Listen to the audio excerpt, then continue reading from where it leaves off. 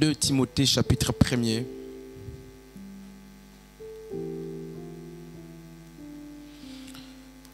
Le verset 6.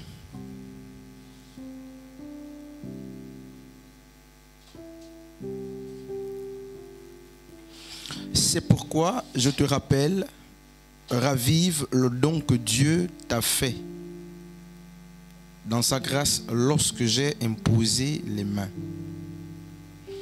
Ailleurs il est dit, n'est-ce pas, ravive la flamme. Je te rappelle ou je t'exhorte de raviver la flamme du don que tu as reçu par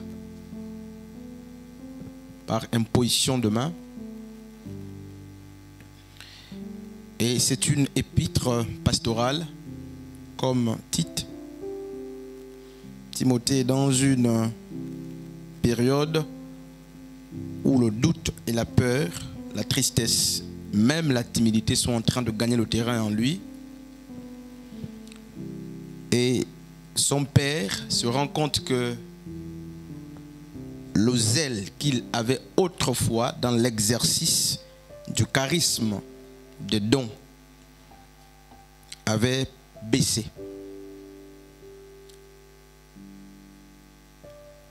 Et il va donc trouver aisé d'envoyer cette lettre à Timothée pour l'amener à ne pas participer ou à donner du chemin à l'extinction justement de la flamme. Il va dire, je t'exhorte à raviver le don que Dieu t'a fait dans sa grâce lorsque j'ai imposé les mains. Ranime ce don, n'est-ce pas, que Dieu t'a accordé. Et il semble que l'apôtre Paul, même en écrivant aux Éphésiens, précise que Dieu, ou le don de Dieu, les charismes que nous avons, d'une part, et même le zèle que nous avons de Dieu, d'autre part, est comme, n'est-ce pas, une braise, un feu qui peut diminuer, qui peut s'éteindre. Qui peut diminuer à cause justement des raisons intérieures, c'est-à-dire des choses qui sont propres à nous, qui ne touchent pas forcément les autres et qui ne sont pas forcément à assimiler, n'est-ce pas, à l'activité du diable ou de Satan. Il est question justement des passions de la chair ou des désirs de la chair qu'il a davantage justement refroidi ou blâmé dans Galates chapitre 5 là-bas, 4 surtout.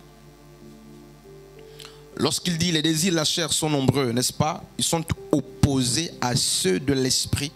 Paul parle des réalités attachées à notre nature adamique, notre chair, notre corps qui est la poussière, a des exigences qui parfois sont assimilées par ignorance ou par exagération à l'activité de Satan. Regardez ce que Jésus va dire à Pierre, n'est-ce pas? Tes pensées sont charnelles ou humaines, arrière de moi Satan, parce que tes pensées sont, n'est-ce pas, charnelles. Et en le disant, Yeshua est en train de dire que ce qui est propre à l'homme peut être justement assimilé à Satan, surtout lorsque cela s'oppose, n'est-ce pas, à la voix ou à la volonté de Dieu. Je ne dis pas que tout ce qui est propre à l'homme est satanique, parce que Satan est d'une part, l'homme est d'autre part, et Dieu aussi, l'esprit est d'autre part. Mais lorsque les désirs, n'est-ce pas, de l'homme font obstruction à la volonté de Dieu, assez souvent, les Écritures les attribuent, n'est-ce pas, aux démons ou à Satan. Non pas qu'ils sont inspirés par Satan, ce sont des appétits, des hormones, ce sont des appétits, n'est-ce pas, de la chair.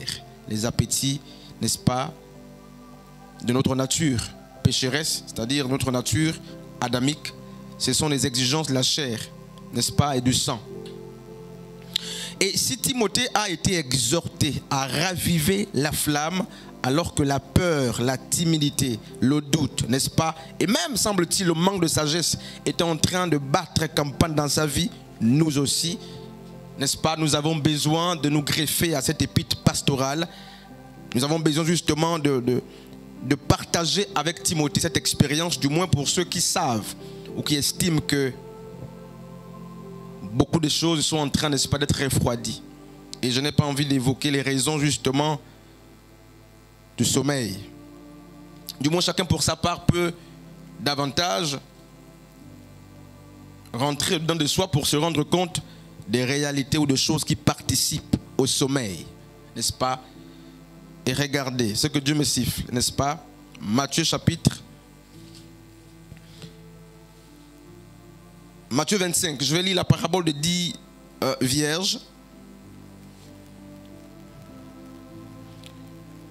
Ce jour-là, il en sera du royaume des cieux comme les 10 jeunes filles qui prirent leurs lampes et s'en allèrent à la rencontre du marié.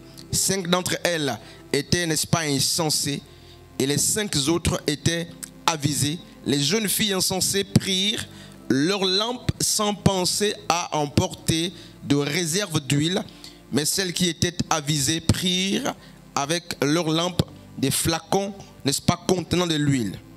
Comme le marié se faisait, n'est-ce pas, attendre, elles s'assoupirent toutes. C'est très important. Et finirent par céder au sommeil. À minuit, un cri retentit. Voici l'époux, allez à sa rencontre. Toutes les jeunes filles se levèrent et préparèrent leurs lampes. Alors les jeunes filles insensées s'adressèrent à celles qui étaient avisées. Donnez-nous de votre huile, car nos lampes sont, n'est-ce pas, en train de se teindre. Mais celles-ci leur répondirent, non, il n'y aura jamais assez pour nous et pour vous. Courez plutôt, vous en achetez, n'est-ce pas, le marchand. Elles partirent en chercher. Pendant ce temps, le marié arriva. Celles qui étaient prêtes entrèrent avec lui dans la salle de noces et l'on ferma la porte. Bref, je m'arrête ici. Le contexte justement, ou l'exégèse si vous voulez, c'est Israël en plein sommeil. Et à cette époque justement, la mort est rentrée, le péché est rentré, l'éveil semble-t-il est en train de disparaître. Et minuit marque justement sur les 4 temps, ou du moins les 4 moments, lorsqu'on divise le temps sur les Hébreux, il y a 4 moments. Et minuit est une période justement très sensible. Regardez justement ce que le verset 5 nous dit. Comme le marié ou l'époux tardait de venir, les filles ou toutes les vierges s'assoupirent. Et j'ai envie de m'arrêter par là pour comprendre. Il se passe que les réserves ne sont pas un argument suffisant pour qu'on reste éveillé. Celles qui ont dormi ne sont pas que les 5 folles. Il est dit toutes les vierges. Donc celles qui étaient avisées et celles qui n'étaient pas avisées à cause, n'est-ce pas, du temps que mettait l'époux pour arriver au lieu de noces ou de rendez-vous, toutes ont dormi. Toutes ont dormi, même celles qui étaient avisées. Frères, il semble que le sommeil n'est pas, n'est-ce pas, propre à un type de personne. Il semble que, n'est-ce pas, dormir ou manquer de veiller n'est pas propre seulement aux personnes qui sont assez vigilantes. Le fait que le maître ait mis du temps a amené beaucoup à se donner à d'autres activités traduites par le sommeil, à se déconcentrer, à se donner à tout. Et un peu plus tard, une voix se fit, n'est-ce pas, entendre. Le maître arrive ou l'époux arrive. Alors ceux qui étaient avisés vont justement prendre leur lampe. Et parce qu'il y avait des réserves en huile, elles vont, n'est-ce pas, recharger les lampes qui vont les permettre justement d'aller rencontrer l'époux. Pendant ce temps, celles qui n'avaient pas veillé, mais quand même qui sont sorties du sommeil, mais sont restées, elles sont réparties au village de la parabole, chercher de l'huile. Certainement, elles ont trouvé. D'ailleurs, elles ont trouvé. Mais à leur retour, la porte était totalement fermée. Frères et sœurs, hommes et femmes de Dieu, l'assoupissement est, n'est-ce pas, l'apanage de tout le monde. De tout le monde, des pasteurs, des diacres, des anciens, des pianistes, des chantres. Chacun peut s'assoupir. Tout dépend de l'activité qu'on fait et tout dépend de notre manière d'alimenter justement notre zèle, notre foi. Elles se sont toutes assoupies. C'est-à-dire la flamme a baissé complètement. Elles ont même dit nos lampes sont en train de s'éteindre. C'est-à-dire la flamme est en train de diminuer. Et que fallait-il? Il fallait de l'huile, n'est-ce pas, pour continuer de faire allumer. Du moins pour continuer de faire briller la lampe. Je sais, comme j'aime le dire, nous avons tous les lampes. Le psaume, je crois, 105, verset 119, nous rappelle que, n'est-ce pas, Ta parole est une lampe à mes pieds et une lumière sur mon sentier. Donc, pour ceux qui sont en Christ, nous avons certainement tous les lampes. Mais à la grande différence que, n'est-ce pas, les lampes doivent être entretenues en permanence par l'huile. De peur, n'est-ce pas, que la flamme ne s'éteigne, de peur que la flamme ne diminue en termes, n'est-ce pas, d'intensité. Tu peux répéter là-bas, sur le piano. Donc, frères et sœurs, quelqu'un a-t-il une lampe? C'est une bonne chose. Quelqu'un a-t-il de l'huile? C'est encore une bonne chose. Mais il nous faut davantage avoir de l'huile. Or, l'huile nous parle de quoi? On l'a vu avec beaucoup d'enseignements. L'huile, n'est-ce pas, c'est l'Esprit de Dieu. L'huile, c'est aussi le zèle. Et il peut arriver justement que cette huile tarisse. Il peut arriver que cette huile baisse en intensité. Et Paul, par 2 Timothée chapitre 1er, le verset 6, remarque que la flamme ou l'huile dans la vie de Timothée est en train de baisser. Et il va plus loin pour dire que l'esprit que nous avons reçu n'est pas un esprit de timidité, mais un esprit de force et de sagesse. Et s'il emploie ces 2 expressions, c'est que là se trouvait le problème de Timothée. La timidité l'avait gagné certainement. La peur, n'est-ce pas, et le doute, ces choses l'avaient gagné. Et en parlant aux Éphésiens, justement, au chapitre 6e, Paul dira, prenez toutes les armes de Dieu pour, regardez, tenir dans les jours mauvais. Il semble que dans ce contexte, l'Église n'est pas assez offensive, mais trop défensive pour tenir dans les jours mauvais. Prenez. Et plus loin, il dit, tenez ferme. Il faut prendre d'abord les armes, mais autre chose, combattre est une chose, mais il dit il faut tenir ferme. Tenir ferme n'a rien à voir avec le fait de prendre les armes de Dieu qui nous sont utiles dans les mauvais jours, qui nous sont utiles pour le combat. Paul apprend donc que vous allez prendre des coups, vous prendrez des coups qui peuvent vous refroidir et vous faire abandonner le chemin. C'est pourquoi en parlant de lui, justement, il dira, j'ai combattu le bon combat, j'ai gardé la foi. J'ai gardé la foi. Il apprend que beaucoup aussi peuvent perdre justement la foi, comme Alexandre le forgeron. Beaucoup ont perdu la foi. Lui, il dit, il a gardé la foi avec les armes spirituelles qu'il a prises. Il a combattu avec celles-ci dernières, mais il est resté ferme. Donc, le revêtement de l'armure spirituelle n'est pas suffisant, n'est-ce pas, frère? Mais il faut encore qu'on tienne ferme. Tenir ferme, c'est que vous recevrez des coups. Il arrivera des moments justement où votre niveau d'eau sera très bas. Mais n'abandonnez pas. Et il y a Timothée, ravive la flamme. Reprends, n'est-ce pas, le feu que tu avais autrefois. Reprends la flamme, l'intensité, le zèle que tu avais autrefois. Frère, j'étais en train de marcher hier.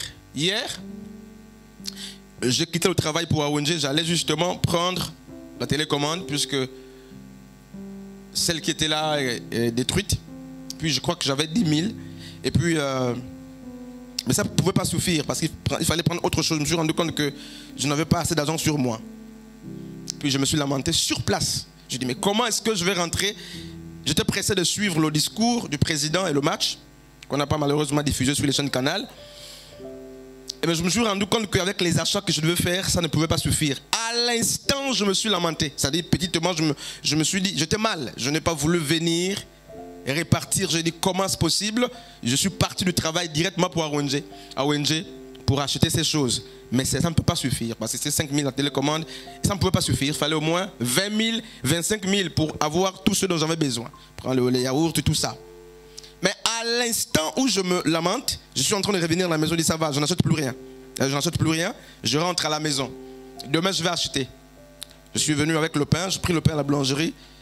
Et quand j'arrive là où il faut prendre les taxis pour chez nous, je suis convaincu par une pensée de laisser le pain, d'aller chercher la télécommande au pied de l'échangeur. Parce que je connais quelqu'un qui en vend. Mais pendant que je fais demi-tour, je me plains toujours. Non. J'aurais dû bien faire les calculs depuis le matin. Que s'est-il passé? Et là, en chemin, je trouve un jeune frère que j'ai encadré à l'école à la JPC à Franceville, à l'Éconie. Très zélé à l'époque. Je ne sais pas s'il est encore zélé. C'est comme s'il était tombé du ciel en face de moi. On s'est salué. Oh, comment tu vas? Quelques secondes. Oh non, ça va. Ça va très bien, oui. Allez, bonne journée, bonne journée. Je dis, je vais devant prendre la télécommande. Il a dit, d'accord, d'accord. Il a ouvert le portefeuille, il m'a donné 10 000. Comme un jeu. Frère. Comme un jeu. On n'a pas parlé plus de 30 secondes, même pas. C'est vite, que ça va bien, oui, oui, bon, je vais prendre la télécommande. Ah oui, d'accord, d'accord. C'est comme si, quand je lui ai dit que j'allais prendre la télécommande, je lui disais, donne-moi les 10 000 là. Il me manque 10 000 pour aller prendre la télécommande. Sur place, il a ouvert le portefeuille comme ça. Il m'a donné. Sans beaucoup faire les choses, il a fait comme ça, il est parti. Frères et sœurs, paraître en Christ, ce n'est pas être en Christ. Et beaucoup en Christ paraissent. Beaucoup en Christ, n'est-ce pas, vivent le paraître. Ils ne sont pas. Et lorsqu'on paraît en Christ, ça veut dire qu'on n'est pas. Et si on n'est pas, et si on paraît, c'est qu'on est faux. Parce que Dieu ne nous connaît pas. C'est-à-dire que les réalités bibliques, n'est-ce pas, ne sont pas vérité en nous. Et il est temps pour nous d'extérioriser justement les réalités bibliques sur la conscience que nous avons de Dieu. N'est-ce pas? Sur ce que nous savons de Dieu pour que ces choses vivent en nous. Et là, je disais, Seigneur, mais comment faire là? Comment faire? C'était ça le fond. Comment faire? Aller à la maison, revenir. Je vais rater donc le discours du président aujourd'hui et le match. Et là, Dieu va susciter un ange. Frère, après comme plus de 12 ans qu'on ne s'est plus jamais vu.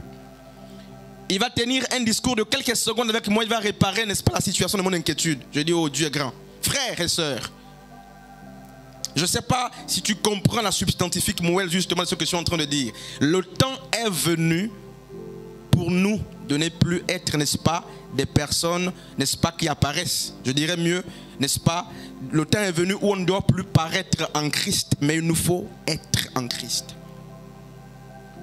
Il nous faut réaliser et vivre, n'est-ce pas, la portée biblique, je laisserai biblique, la portée divine, n'est-ce pas, des vérités de Dieu dans nos vies. Le temps est arrivé où, lorsque tu dis l'Éternel est mon berger, qu'il soit véritablement le berger. Il ne faut pas qu'on vive comme ces chrétiens qui disent, n'est-ce pas, je ne manquerai de rien, et qui vivent dans le manque. Non, c'est pas ça la foi. Il ne faut pas qu'on soit ces chrétiens qui disent, il me conduit près des eaux paisibles, mais vous n'avez même pas l'oasis où trouver une petite flaque d'eau. Non. C'est pas ça l'évangile. Il ne faut pas qu'on soit des chrétiens qui disent nous sommes dans la joie par des chants de prédication que nous professons, mais quand on sort, ou du moins pendant même qu'on est en train de chanter ces chants, il n'y a pas la joie en nous. Le paraître en Christ a gagné le terrain parce que la vérité n'est pas. Le feu n'est plus. La vérité n'est plus. On se lamente pour tout et il n'y a pas de solution. Et il y a un problème véritable. Et là, quand je rentrais, j'étais en train de me réconforter. J'étais exhorté par l'action qui venait de se poser. Je me dis, waouh, Seigneur. Donc c'est possible que les anges apparaissent pour résoudre des problèmes. Regardez le circuit. Je prends le pain. Je pars à la maison. Je suis en train de rentrer. Et je suis convaincu de repartir prendre la télécommande malgré le fait que l'argent ne m'arrange pas. Je laisse le pain avec une personne que j'ai connue à l'hôpital une fois. Elle garde le pain là. Demi-tour, glamour là en face, on se voit comme si il apparaît. Oh frère, oui frère, comment tu vas? Ça fait longtemps, je vais prendre la télécommande. Eh bien c'est comme si j'avais dit, donne-moi les 10 000 dans ton portefeuille là, je vais acheter la télécommande. Le feu a disparu. Et pour finir, frères et sœurs, lisez 2 Timothée chapitre 1er pour voir justement les arguments ou du moins les résolutions que Timothée a prises pour raviver sa flamme. Lisez ce que Paul lui dit pour comprendre justement l'essentiel ou quelques notions importantes si nous voulons raviver notre flamme. Arrêtons justement de paraître en Christ. Soyons en Christ. Si vous paraissez ou si nous paraissons, c'est une preuve que nous ne sommes pas. Et si nous ne sommes pas, frères, nous sommes faux. Il nous faut aller au-delà de ce qui est réel pour, n'est-ce pas, pour vivre la vérité, le vrai. Le réel et le vrai, la vérité, frère. La vérité de ce que la Bible dit doit être vécue. C'est-à-dire on doit regarder la réalité des Écritures, mais aller au-delà de la réalité de ce qu'on voit, de ce qu'on sait, pour commencer à manifester ce qui est vrai. C'est-à-dire vivre la vérité, l'essence des Écritures. L'heure là est venue, frère. Cette heure est arrivée. Dieu me convainc que beaucoup ont mangé dans le jeûne là. Je vous dis, pendant que je suis en train de prêcher là, demandez-leur, ils vont vous dire. Ils ont coupé. Dieu me convainc. Allez leur demander. Il n'y a pas d'équilibre. C'est-à-dire les gens sont occupés par la chair. Et l'apôtre Paul va dire, ils ont pour Dieu leur ventre. Le ventre peut donc être une divinité. On ne tient pas. Moïse a jeûné pour se rapprocher de Dieu. Jésus a jeûné pour se rapprocher. Daniel, tous ces grands-là ont jeûné pour se rapprocher de Dieu. Mais regardez la configuration de l'Église. Nous sommes dans une configuration qui consiste à raviver la flamme. Un exercice d'ensemble comme celui-ci, mais il y a beaucoup d'abandon, beaucoup souffrent. Ils ne peuvent pas. Ils ne peuvent pas tenir. Pourquoi? La chair a gagné le terrain. La chair doit être nourrie. Elle exige d'être nourrie. Je souhaite que tu deviennes quelqu'un qui dit, quand tu dis Jésus est Seigneur, qu'il soit vraiment Seigneur. Quand tu dis Dieu pourvoit, mais qu'il arrive à pourvoir. Quand tu dis Dieu guérit, qu'il arrive à guérir. Je dois aller en Afrique du Sud pour mon cœur. Et les médecins sont prêts en Afrique du Sud, là-bas. On m'appelle depuis hier. Aujourd'hui, on m'a encore appelé très tôt le matin pour me dire à quel niveau envoie le dossier, l'opération, tout ça. Mais regardez, quand je suis allé vers le médecin référent, tout m'a dit, il faut que tu refasses d'abord, n'est-ce pas, les examens pour qu'on confirme. Ça fait quand même longtemps que j'ai reçu le dossier médical. Et l'enseignant aussi me disait, il faut refaire d'abord, n'est-ce pas, les examens. Ça, c'est prophétique. Et nous prions à un Dieu qui guérit. Là, c'est l'Afrique du Sud qui m'appelle. À quel niveau? Parce que c'est des gens de Franceville, effectivement. Une belle sœur à nous, non, la femme, puisque sa sœur était la femme de mon oncle. Donc, a tout fait. Avec la CNAMGES, l'Afrique du Sud, les hôpitaux. On est prêt à me recevoir là-bas. Mais Dieu me convainc autrement. Je ne sais pas si je veux partir, je ne partirai pas. Je ne sais pas pourquoi. Maman Anne me dit, refais tes examens. Je ne sais pas pourquoi. Là-bas, ils mettent la pression. Et pourquoi mon médecin référent me dit, il faut d'abord refaire le bilan pour renouveler le dossier médical. Frères et sœurs, l'heure est venue où nous devons être, n'est-ce pas, dans la vérité de l'évangile. J'ai lu Paul et il disait à un autre que j'ai laissé un tel malade. Je me suis dit, oh Seigneur, Paul, comment le grand Paul peut laisser quelqu'un malade et partir en voyage? Paul que nous connaissons là, lisez bien Paul. J'ai laissé un tel malade, voilà je suis venu, mais c'est-à-dire il est resté malade. Je l'ai vu malade, il est resté malade, je suis allé. Et j'étais en train de dire, comment c'est possible? Donc c'était possible ces choses. Frères et sœurs, la flamme doit être ravivée.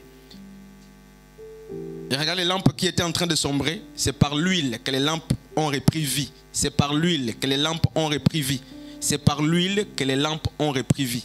C'est par l'huile que les lampes ont repris vie.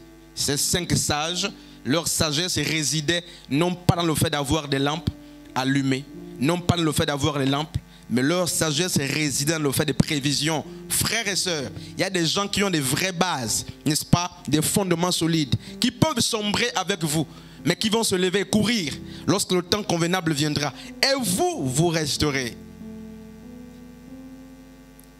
Amen. Vous resterez. Soyons comme ces sages filles ou vierges qui, au-delà de la lampe, ont compris que la vie de la lampe dépend, n'est-ce pas, de l'huile. La lampe ne suffit pas. Prêcher, prêcher, prêcher, connaître la parole, évangéliser, ces choses-là. La lampe, ce n'est pas suffisant. Il faut en puissancer la parole de Dieu, donner vie. C'est pourquoi Jésus a dit, vous sondez les Écritures pensant trouver la vie en elles. Les Écritures ne donnent pas la vie aux gens. Il n'y a rien dedans. C'est pourquoi les pharisiens, les sadducéens, les scribes, n'est-ce pas, toutes ces personnes connaissaient les Écritures, mais il n'y avait pas la vie. Parce que la vie vient d'ailleurs. La vie vient de l'huile. La vie vient de l'Esprit de Dieu. Et si ta lampe est en train de se teindre, si ta vie est en train, n'est-ce pas, de rentrer dans l'obscurité, pose-toi les véritables questions, ou du moins la véritable question.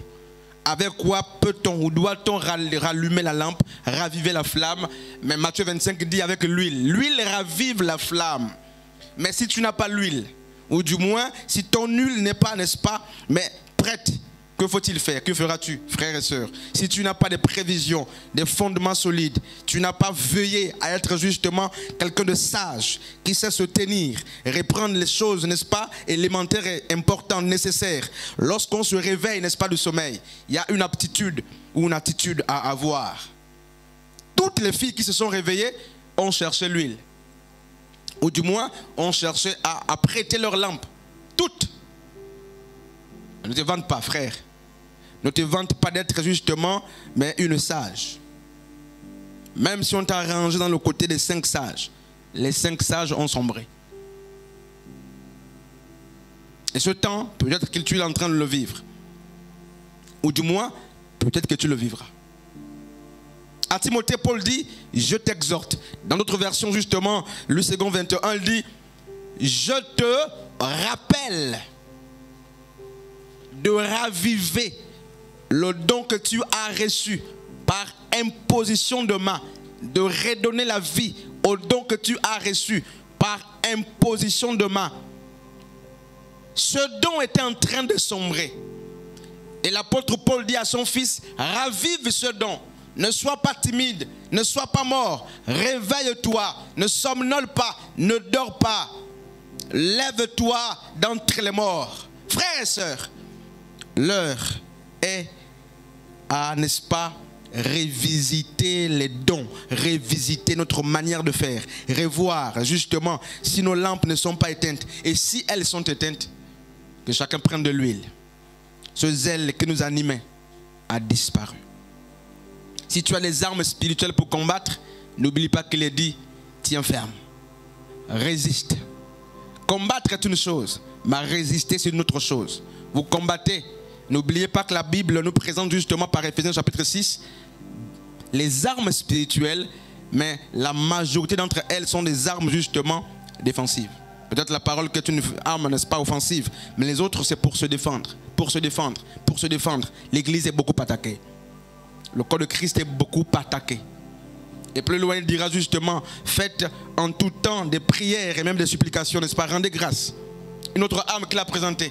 Frère, il semble que Paul, au-delà du fait qu'il donne les armes pour, n'est-ce pas, lutter dans le combat ou les batailles, il montre aussi, n'est-ce pas, d'autres armes qui nous aident à tenir ferme, pas à combattre, à tenir ferme, c'est-à-dire à lutter, à résister, à résister. Quand Pierre dit, n'est-ce pas, le diable, votre adversaire, rôde autour de vous comme un lion rugissant, cherchant qui dévorer. Quand on nous appelle à résister, résistez au diable et il fuira loin de vous.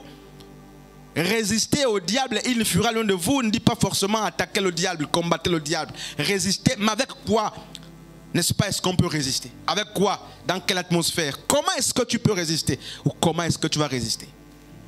C'est-à-dire qu'il te met les coups, tu résistes. Tu ne quittes pas la place. Il te tape, peu importe, tu encaisses. Il ne faut pas oublier que tu encaisses. Et tu vas encaisser dans ce combat. Mais l'objectif, Paul dit, c'est de garder la foi. Ce n'est pas de tomber, c'est relever. Ce n'est pas ça. Ça c'est dans le processus du combat. C'est de garder la foi. La finalité, c'est de garder la foi. Et je sais que ce n'est pas ce que je souhaite. Mais je sais une chose. C'est que dans 5 matins, d'aucuns parmi nous pourront être de l'autre côté. Du moins retourner. C'est fort, frère. J'ai vu, celle qui est à côté, c'est une sœur. Heureusement qu'elle continue, on a commencé l'école le dimanche ensemble. Mais il y a beaucoup que j'ai connus, avec qui j'étais, qui sont répartis. Depuis, qui étaient des modèles pour nous, des pères, semble-t-il, des aînés, qui sont répartis. Ce n'est pas une garantie, frère. Il n'y a aucune garantie, n'est-ce pas, dans la maison du Seigneur qui t'amène à penser que tu vas rester toujours, n'est-ce pas, debout. C'est pourquoi l'apôtre Paul dit que celui qui est debout prenne garde de ne pas tomber. Fais attention de ne pas tomber, de ne pas sombrer. Fais attention. Être debout est une chose, mais veiller à ne pas tomber est une autre chose. Et qu'est-ce que ça peut t'inspirer de voir le frère Teddy demain dans le monde? L'ox ici, boucle ici, grosse chaînette par là, peu importe. Qu'est-ce que ça peut inspirer? Tu diras, oh, l'homme là, ou cet homme, nous étions ensemble à telle époque. Nous avons servi ensemble. Et regardez ce qu'il est devenu. Comme les 5 folles qui n'ont pas des racines très poussées. Paraître est une preuve qu'on n'est pas. Et quand on paraît dans la présence du Seigneur, c'est-à-dire en présence de Dieu, ça veut dire qu'on n'est pas. Et quand vous voyez les gens chanter, l'Éternel est ma force, le sujet de mes louanges, sorti de là, et n'est-ce pas, dans la peur, regardez, c'est le paraître. Les gens disent, n'est-ce pas, l'Éternel est mon berger, je ne manquerai de rien. Il manque de tout, c'est le paraître. Et la vie du paraître dans l'église a gagné le terrain, frère. Très peu de personnes expérimentent eux-mêmes, dans le calme, la présence de Dieu, la sérénité. C'est-à-dire, je l'ai vécu hier, c'est-à-dire, je sentais que quelque chose n'allait pas. Je voulais à tout prix rentrer avec d'autres choses et la télécommande. Parce que j'avais 2 objectifs. Écouter le discours du président, du moins suivre l'interview du président et le match. Donc j'étais embarrassé, mais ce n'est pas suffisant. Que faire, Seigneur? Amen. Je voudrais justement que l'Église revive ces expériences. Ces expériences. Où est l'eau? L'eau apparaît. Je n'ai plus rien pour le loyer, ça apparaît. Je n'ai plus de quoi, n'est-ce pas, me nourrir, ça apparaît. C'est encore possible. Mais une chose, frère, pour finir, la flamme doit être ravivée. La flamme doit être ravivée. Ne gardons pas les lampes sous des boisseaux ou sous le lit. De temps en temps, prends la lampe et regarde si elle est allumée. Si elle est allumée, c'est une bonne chose. Regarde la flamme. À quel niveau se trouve la flamme? Ça, c'est une autre chose. Mais regarde aussi si tu as l'huile à côté. Est-ce qu'il y a l'huile en permanence de sorte que chaque fois que la flamme voudra, n'est-ce pas, baisser, tu vas la placer ou la mettre pour redonner, n'est-ce pas, la vie à ta lampe. Ravivons la flamme. Jacques a dit, approchez-vous de Dieu et il s'approchera de vous. Ravivons la flamme. Nous avons été gagnés par la distraction. La distraction nous gagne, vraiment.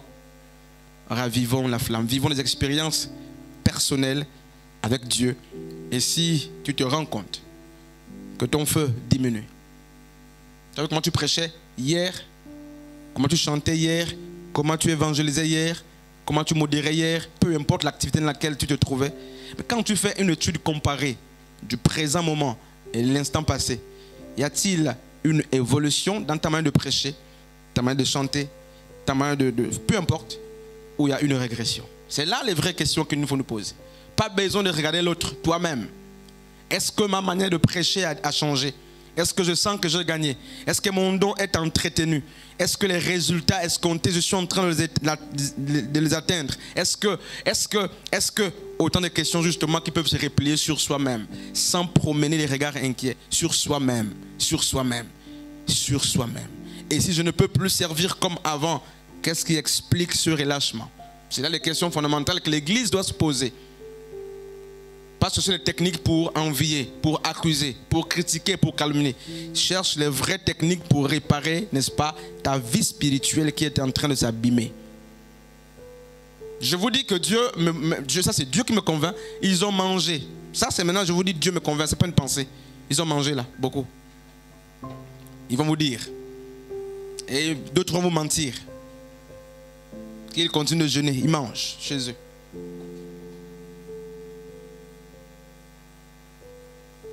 On va prier un instant. Esprit, conduis-nous. Oh Yeshua, conduis-nous.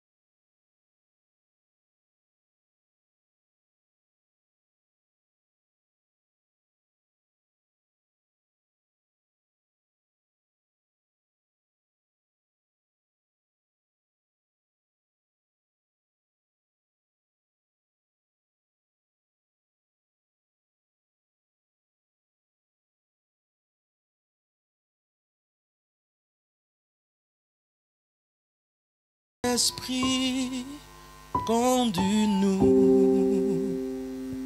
Oh